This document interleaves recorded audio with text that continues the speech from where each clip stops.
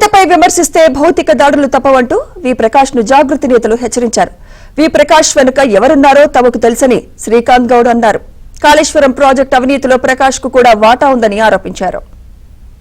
కవిత గారిని కించపరిచే విధంగా వ్యక్తిగతమైనటువంటి దూషణలకు కూడా పాల్పడుతున్నటువంటి వి ప్రకాష్ ను తెలంగాణ జాగృతి హెచ్చరిస్తోంది.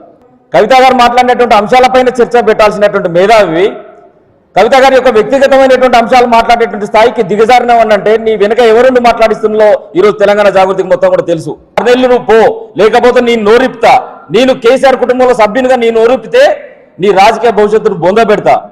నీకంత సత్తా ఉందా?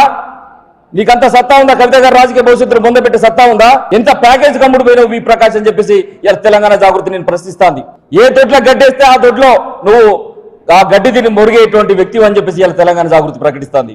నాడు water resource management development corporation కు చైర్మన్ గా పనిచేసినావు, కాళేశ్వరం కార్పొరేషన్ లిమిటెడ్ కు చైర్మన్ గా పనిచేసినావు. ఆ రోజున ఉండబడేటువంటి ఆర్థిక శాఖ కూడా మొత్తం కూడా కాళేశ్వరం కార్పొరేషన్ లిమిటెడ్ ద్వారానే ఆ యొక్క వనరులన్నింటినీ కూడా విభజించి వివిధ నిర్మాణ సంస్థలకు ఇచ్చింది. అంటే నీ చేతి వాటం ఎంత ఉన్నది?